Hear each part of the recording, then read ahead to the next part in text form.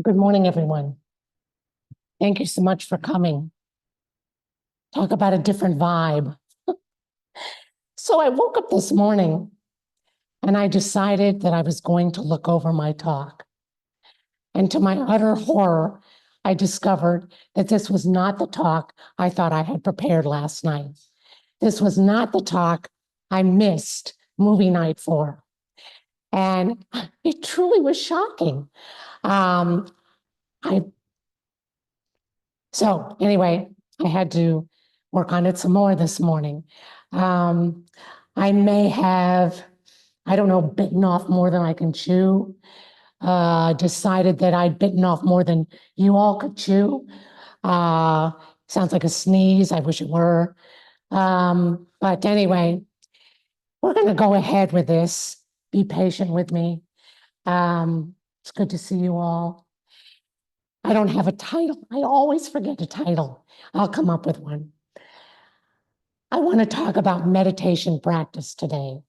Boring, you may think, but I really think it's important. I was inspired by a variety of things. By the way, it's good to see the doshis. We were doshi-less on Friday night, so it's good to see you.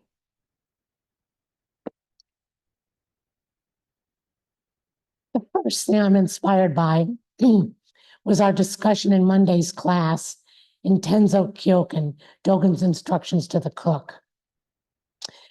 I'm not sure I can pinpoint exactly what it was about that discussion, but it had to do with practice at some level, because the practice of the Tenzo is what the book is all about. And of course, it's all about practicing being a Tenzo and just being a Tenzo as mindfully and attentively as one can. The second thing was, finally, after getting this in 2020, opening the package. I'm not going to say a lot about it, but there's a couple of really interesting things. This is the Zen teaching of homeless Kodo. There was a Thursday morning study group on this, and I did not attend because I am not a morning person, and that's my excuse. And the third thing was observations of my own practice on Friday night, this past Friday night. I'm going to work my way backward. Before I discuss my Friday night observation, I want to remind myself and everyone here of the three principles or rules of Zen practice. The number one principle or rule is regularity. And that means you set a schedule, a meditation schedule that you can live with, that you know you can maintain and stick to and be faithful to, and then you just do it. You stick to it, you're faithful to it, you maintain it. I'm not going to talk about frequency. I think that's up to you. Sometimes it's easier to do that than at other times. During the pandemic, when Dharma Field was shut down, because there was not a lot to do, nowhere to go, although I could go into work, David and I would meditate 20 minutes every day, except Saturday, and we stuck to that. But it was not that difficult to maintain, in part because of the second rule or principle of meditation, which is to practice with others.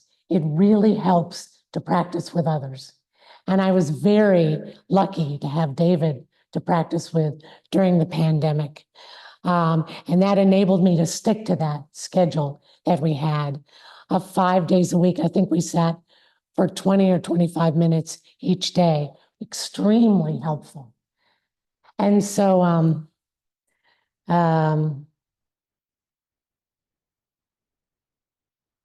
there was something else I wanted to say about sticking to a regular sitting practice, regularity. I have noticed that when you stick to that schedule that you set for yourself, regardless of how you're feeling, resistance weakens and tends to drop away. By itself, you don't have to fight it. If you just stick to it, that resistance will drop away by itself. It's really kind of amazing. But don't believe me, see for yourself. And then there is, as I was saying, meditating with others. David and I are the Friday night Dawans. And not only are we there because we have to be there, and my resistance to that has dropped away over the years as well, because I have to be there, and so I'm there. But we are also there to support others in their practice. And that is very important, as extremely important. Before the pandemic, there was a woman who I think was of Indian ethnicity. And she would come every Friday night. And she would sit over there on a cushion. And she had a withered arm. And I really admired this woman. She would sit there in Zen posture as best as she could with her withered arm. And then during walking meditation, she would cradle that arm while she walked. And then we'd go back and she'd sit for the second sitting and she would recite the chant in the chant book, whichever one we were reciting. And I admired her courage and I admired her fortitude. And I wonder sometimes what happened to her because she disappeared after the pandemic. She no longer comes. But I really appreciated her support and her presence. I felt supported by her there in ways I can't really explain. Maybe in a unique way because of her withered arm and inability to use it and her gently cradling it and holding it and taking care of it the whole time. Do you remember her, David? Yeah, I never got her name. She was quite something. Okay.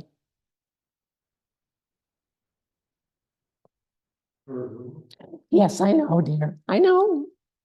Give me a minute. The third rule is not to judge your meditation. And this talk is based on my judging Friday night's meditation. Let me just say that outright. I'm not sticking it to myself, but I am judging my Friday night meditation. And in retrospect, I felt that my practice on Friday night was perfunctory. And I am judging it. Now, I no longer experience the resistance that I used to feel. And I'm no longer struggling with constant drowsiness. All of that really has dropped away. It was very helpful. And in discussing this, I'm going to turn to Suzuki's Zen Mind, Beginner's Mind. And let me just say that Steve has a book, Steve Hagen, called Meditation Now or Never, that is incredibly helpful when it comes to meditating. It deals with all kinds of issues, posture, breathing, talks about breath, and I'm not going to talk about it here because I haven't refreshed my memory, but it talks about breath as both subjective and objective, and why that's important, and why that makes breath the ideal object to pay attention to and to bring our attention back to in meditation. And it goes on to discuss more complex and tricky aspects of meditation, like wordless awareness, shikantaza, letting go of identifying objects as we practice, just letting that drop away, letting the breath drop away. All of that is covered in that book, and it's really an excellent book. but for some reason, I decided to turn to Zen mind, beginner's mind, for this talk. In the prologue, he says, right at the beginning, suppose you recite the Prajnaparamita Sutra only once. It might be a very good recitation. But what would happen to you if you recited it twice, 3 times, 4 times, or more? You might easily lose your original attitude toward it. And let me just say that on Friday nights, we alternate between reciting the Fukan Zazengi, which is Dogen's piece on universal recommendation for Zazen, definitely not limited to monks, universal recommendation for Zazen, and the Shincheng Ming, trusting the heart mind. So on Friday night, we recited the Shincheng Ming, and afterward, David said, I really would like to recite this very slowly because it's such a rich text. But anyway, he says, so I don't feel like, despite the many times I've recited these pieces, that I have lost my original attitude. If anything, I feel like it's developed, kind of grown, matured. I really appreciate these pieces. However, he then goes on to say, the same thing will happen in your other Zen practices. And this is where I felt like this applies to my feeling like my practice on Friday night was kind of perfunctory. He says, for a while, you will keep your beginner's mind.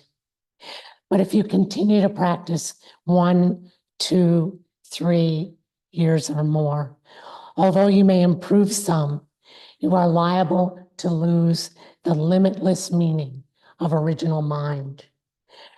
It's interesting because when I wrote this talk Saturday, the phrase liable to lose the limitless meaning of original mind just knocked me off my feet. I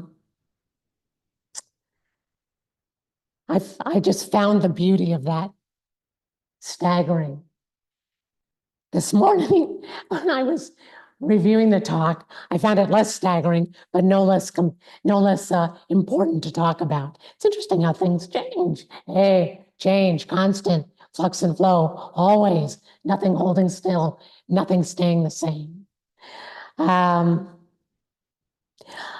I felt that at some level, I had lost the limitless meaning of original mind in my practice. Again, this is a judgment.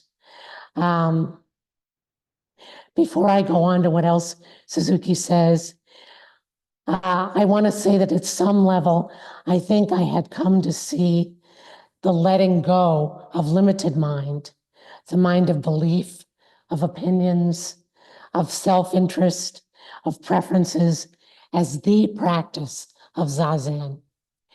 And I turn to Suzuki because he realizes that's not the case. And yes, that is extremely important. But Suzuki clarifies this. First of all, he says, for Zen students, the most important thing is not to be dualistic. Hang on. Our original mind includes everything. This is what we see in meditation, that it includes everything, including these so-called deluded beliefs that we may cling to briefly, our opinions, our prejudices. This original mind includes everything within itself. As the Shincheng Ming says, nothing is separate, nothing is excluded. And he says, you should not lose yourself. This original mind is always rich and sufficient within itself. You should not lose your self-sufficient state of mind. This does not mean a closed mind, but an empty mind and a ready mind.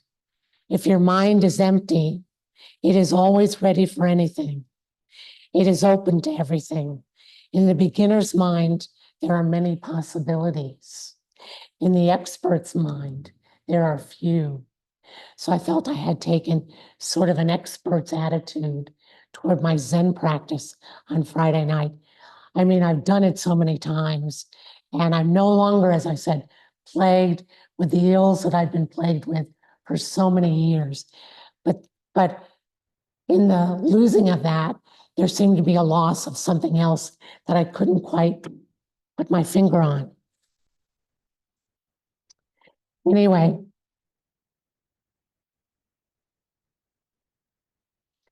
and this is a theme throughout.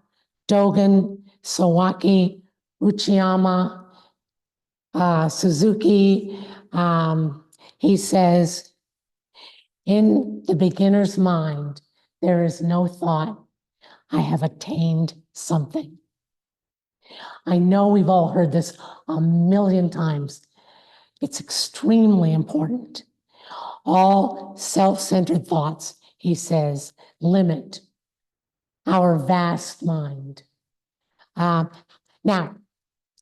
technically speaking, they don't really limit our vast mind, but we can start to believe that when we get caught up in them. Our vast mind is never limited, but what we have to do is pay attention to that, come back to that, so we can experience that over and over again and not lose sight of that. He says, when we have no thought of achievement, no thought of self, we are true beginners.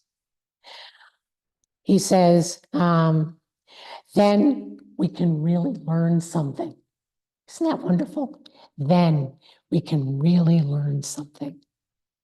Forget what the content, and he's not talking about knowledge, and he's not talking about something we can get a certificate or a degree with.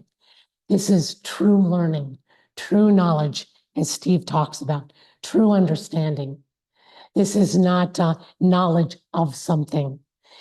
He says, when we have no thought of achievement, no idea of self, we are true beginners. Then we can really learn something. The beginner's mind is the mind of compassion. When our mind is compassionate, it is boundless. Dogen Zenji, the founder of our school, always emphasized how important it is to resume our boundless original mind. How important it is to resume our boundless original mind. And he says this over and over again. Then we are always true to ourselves, true to who we really are, in sympathy with all beings. All beings. And we can actually practice. This is true practice. Being in sympathy with all beings is true practice. That's compassion. He says, so the most difficult thing is always to keep your beginner's mind, or at least to notice when you've, when you're no longer in touch with it. I don't know, keeping it, well, never mind. He understands what he's talking about. I don't want to second guess him. He says,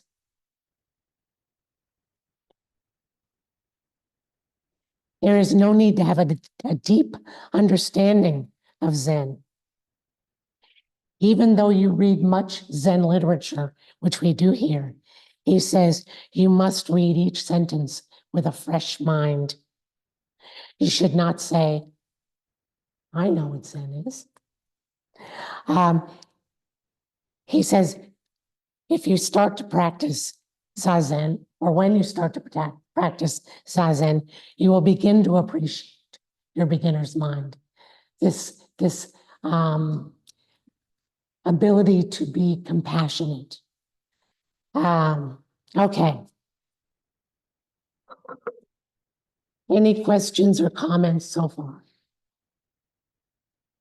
He says, after going through what the Zazen posture is, and let me just say, this is not limited to sitting in full lotus. For example, I sit on a chair. We have these wonderful chairs that don't, like those chairs, force you to sit back against them.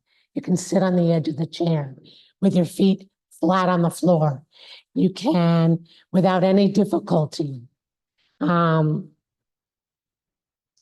assume the cosmic mudra right here, just as though you were sitting on a cushion. So it's fine if you sit on a chair. Don't worry about that. However, he does talk about sitting on a cushion, sitting in full lotus. And he says,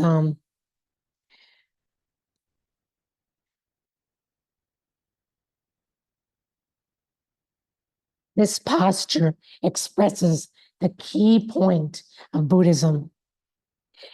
It is a perfect expression of your Buddha nature.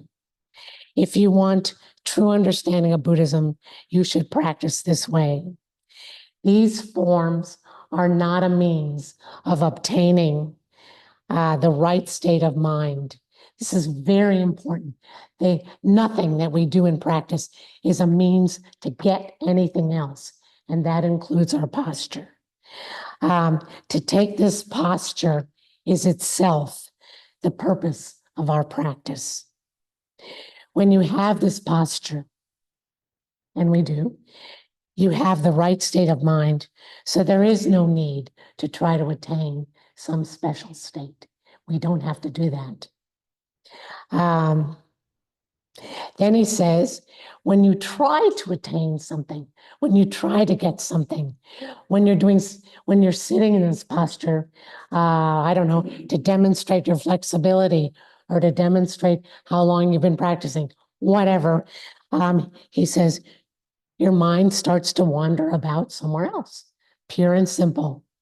When you do not try to attain anything, he says, you have your own body and mind right here. He says, we do not exist for the sake of something else. Just like we don't practice Zazen for the sake of something else, we do not exist for the sake of something else. We exist for the sake of ourselves. Okay.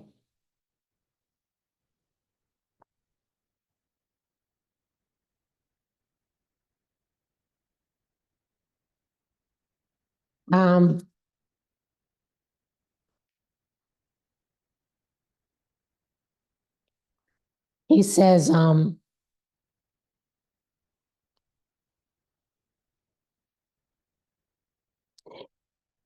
just keep the right posture in Zazen. Do it while you're driving. Sit up straight. Um,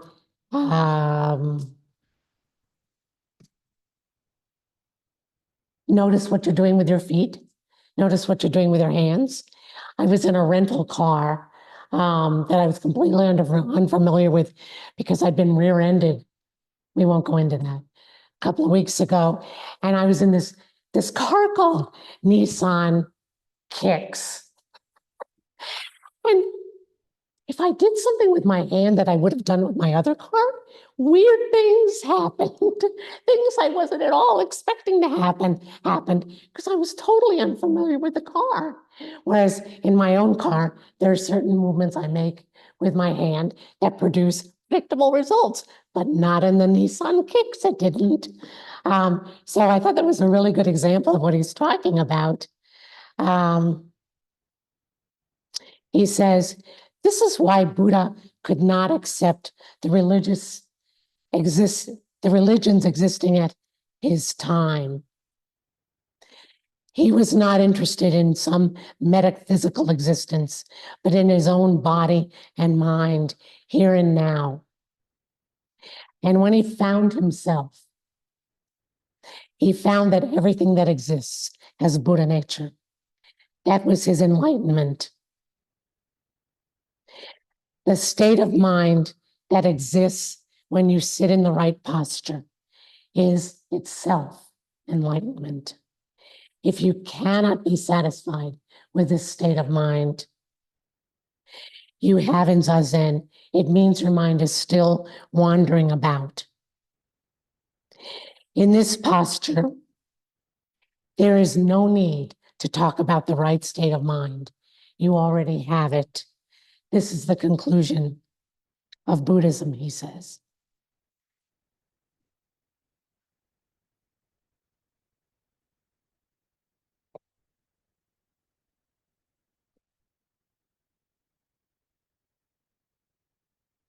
Any questions or comments so far?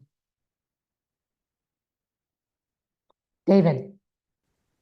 One phrase from the Fukanza Zingi that's been meaningful to me lately is total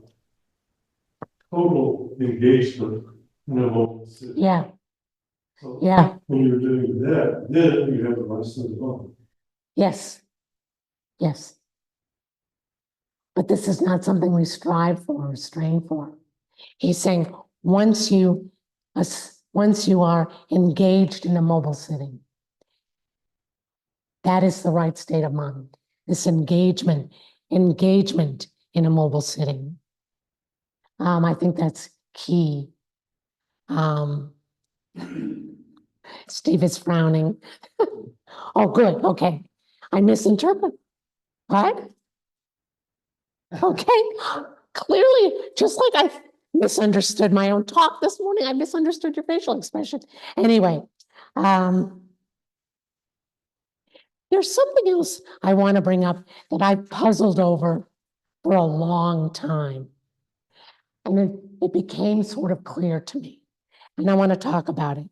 It's in the section entitled, in Zen Mind, Beginner's Mind, entitled Control.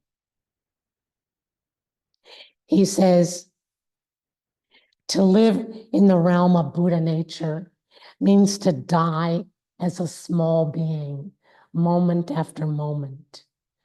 So this letting go, this sitting in an immobile posture, this just taking the posture, noticing what we're doing, being very aware of what we're doing. This is to die as a small being, as this I, moment after moment. Then he says, so intriguing. I've puzzled over this for years. He says, when we lose our balance, we die. But at the same time, we also develop ourselves. We grow. Whatever we see is changing, losing its balance. He says, the reason everything looks beautiful is because it is out of balance, but its background is always in perfect harmony. This is how everything exists in the realm of Buddha nature, losing its balance against a background of perfect harmony. So, possibly in my diluted way, I don't know, we'll see. He seems to be making a direct comparison here to what Norm often points to. Norm will say, all beings are mutually supporting each other. All beings are mutually supporting each other. And I think he is talking about the backgrounds being in perfect harmony. This is the background being in perfect harmony. All beings mutually supporting each other. But then there's the foreground, the messy part, the part that appears always out of balance. We might think, and we do, because I've heard people say to Norm, but what about, and I've thought this to myself, but what about the civil war in Sudan that is causing famine? What about climate change that is producing totally unanticipated, or maybe not so anticipated, totally unanticipated climactic disasters? What about Russia's engaging in ongoing warfare with Ukraine? What about the bloody conflict between Hamas and Israel? And that has now come to include Lebanon.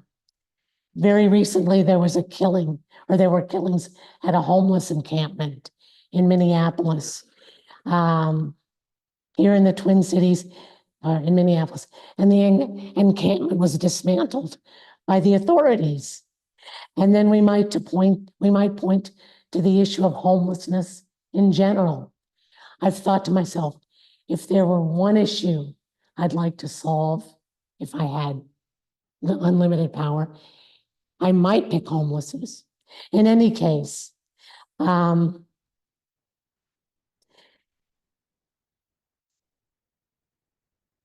then if you think, as Suzuki says, so if you see things without realizing the background of Buddha nature, everything appears to be in the form of suffering.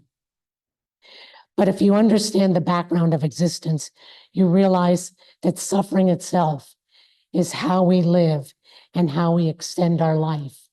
So Zazen practice is the embodiment of this foreground constantly being out of balance and the background being in perfect harmony, it seemed to me. There is the foreground of practice in which everything is changing, in which thoughts, beliefs, opinions, feelings arise and then pass away as soon as we let go. There's suffering in the form, at least in my case, of painful memories or self-accusations that may show up. But we let those go as well. But in the background of our Zazen practice is this perfect harmony of posture, of breath, and of mind.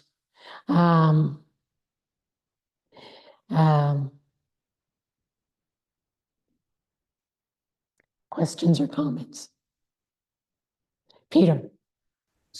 Kind of maybe going back to something you talked about a few minutes ago. So when, this is my own experience and. Thank you. So this is, I'm kind of talking from my own experience and what other people have said, but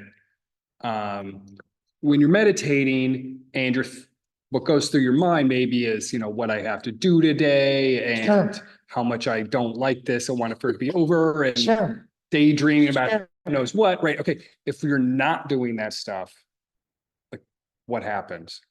What is your Okay. mind doing? How do you mean? So let's say you're doing that. Right. Let's say you're planning your day. Right. Let's say you're saying, God, I hate this.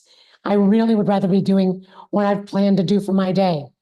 Man, am I uncomfortable. Man, my head hurts. Whatever. You know what? That's this foreground. That's what he's talking about. This is the foreground of our practice. But when we let that go, just let it go. That doesn't mean it's not going to come up again. That's not what I'm saying. That's not the end of it at all. But we to ourselves vow to continue despite all of that, despite the crap we put ourselves through in Zazen. And it's just letting go of that and coming back to, as Suzuki says, posture, to the breath, to noticing what's showing up in our mind. Breathing. He has a whole chapter on breathing. Steve talks at length about the breath and how important it is as what one can come back to reliably. Because, and I'm just going to briefly talk about this because I didn't review it in your book, which is invaluable. Breath is both subjective and objective. In other words, it's subjective in that it's our own breath, right? We own the breath. We take it. That's right. You can do whatever you want with that breath. You can inhale loudly. You can exhale loudly. You can hold it. You can release it. It's all yours. But it also is objective because we can observe that breath. We can observe breathing in as we breathe in, as we get instructing, meditation instructing, or as I used to when I taught it, notice that you're breathing in as you breathe in. Notice that you're breathing out as you breathe out, so we can observe the breath. So in that way, it's the ideal thing to pay attention to in Zazen. Does that come close to addressing your question? Yes, you can. Will you talk about that? Allowing the breath just to drop away. Is that what you're talking about? You forget that you're breathing. Yes. Yes. Yes. That's another very unique aspect of breath. Can't do that with the rock. Can't forget the rock is there. Bless the rock. Can't forget that. But as you say, that's very true about the breath. Thank you. Very helpful. This is really very important because it really addresses your question in a way. Suzuki says, we say our practice should be without gaining ideas, without expectation, even of enlightenment. This does not mean, however, just to sit without any purpose. And then he talks about, from the Prajnaparamita Sutra, the Heart Sutra, is what he's referring to here. Form is emptiness, and emptiness is form. And I'm not going to go into that discussion. It's a very lengthy, involved discussion, but I can go on from there. He says, when you find it difficult to stop your mind while you are sitting, and when you are still trying to stop your mind, he says, and I'll just mention this, this is the stage of form is emptiness, and emptiness is form. But while you are practicing in this dualistic way, I find this fascinating. While you are practicing in this dualistic way, so you can forgive yourself, more and more you will have oneness with your goal. And when your practice becomes effortless, when you no longer notice that you're breathing, it's dropped away, you can stop your mind. Now, he says, to stop the mind does not mean to stop the activities of mind, because we can't do that. It means your mind pervades your whole body. This is total awareness. Your mind pervades your whole body. Your mind follows your breathing. With your full mind, you form the mudra in your hands. With your whole mind, you sit with painful legs without being unduly disturbed by them. This is to sit without any gaining idea. At first, you feel some restriction in your posture, but when you are not disturbed by the restriction, so it's okay to feel that, you have found the meaning of emptiness is emptiness and form is form. Very complex. I'm not going to go there. Forgive me, another talk. But then he says, so to find your own way under some restriction, whatever that is the way of practice.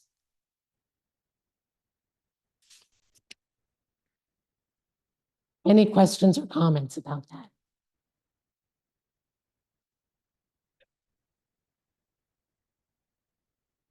So to find your own way under some restriction is the way of practice.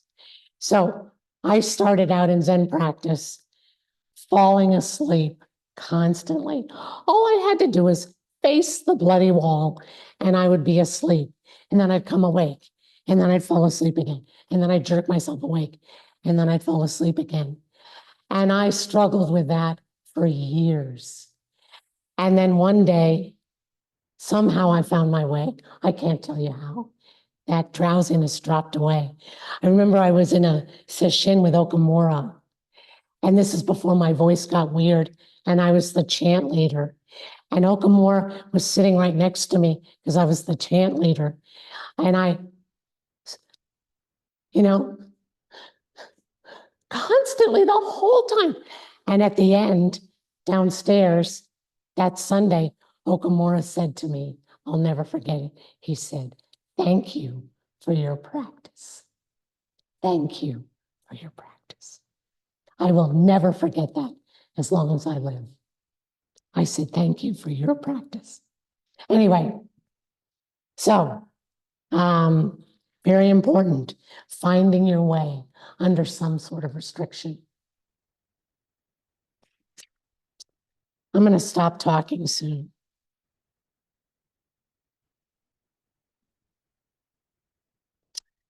I'm going to turn to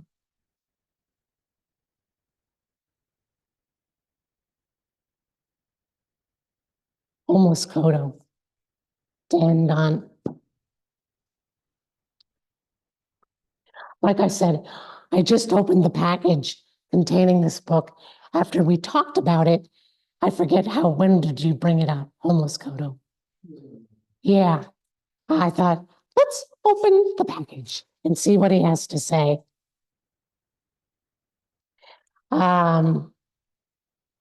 Interestingly, he has a chapter that I'm not going to talk about. Chapter 49, Zazen is good for nothing. Actually, I'm going to read this to you. What is Zazen good for? Nothing. We should be made to hear this good for nothingness so often that we get calluses on our ears and practice good for nothing Zazen without any expectation. Then he says, otherwise our practice really is good for nothing. But that's not what I wanted to read to you. Just happened to turn to that. This is a great book.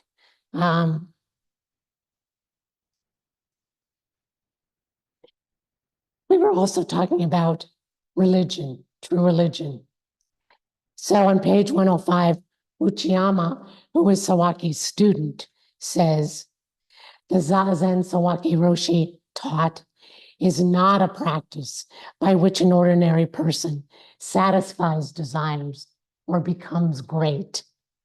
From the standpoint of ordinary human beings, the Zazen he taught is good for nothing. It is simply the practice of true religion. He taught Zazen as stability in life, which enables us to settle within the Buddha Dharma, beyond separation, seeming separation between subject and object, birth and death, enlightenment and delusion. This is the Zazen that accords with the reality of neither arising nor ceasing, neither defiled nor pure, neither increasing nor decreasing. Now that is actually a line from the Heart Sutra that I'm going to read to you. The Heart Sutra says,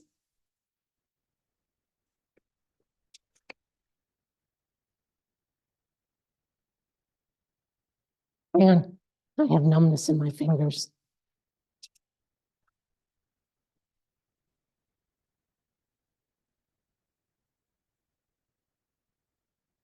Where is the Heart Sutra? Okay. The Heart Sutra. O Shariputra, all dharmas are marked with emptiness. They do not appear nor disappear, are not tainted nor pure, do not increase nor decrease. This is the nature of reality. This is what he's talking about in this thing I just read to you. This is the Zazen that accords with the reality of neither arising nor ceasing, neither defiled nor pure, neither increasing nor decreasing. And then I'm going to read you to end on the last sentence on page 48 of Zen Mind, Beginner's Mind.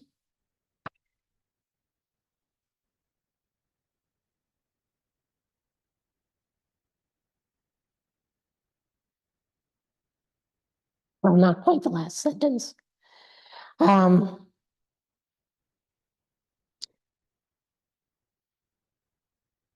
the most important thing is to forget all gaining ideas, all dualistic ideas. In other words, just practice Zazen in a certain posture. Do not think about anything. Just remain on your cushion without expecting anything.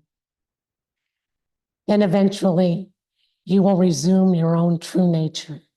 That is to say, your own true nature resumes itself. So this is the self, selfing the self, that I think Uchiyama talks about. The self, selfing the self, no separation, no separation. The self with a capital S, selfing the self. Zazen is doing Zazen. Nothing obstructs that. Whatever shows up, we just let go of. This is Zazen doing Zazen. This is how we learn. This is how we show compassion toward all beings. Anyway, I'm done. Gosh. Any questions or comments? Anybody online?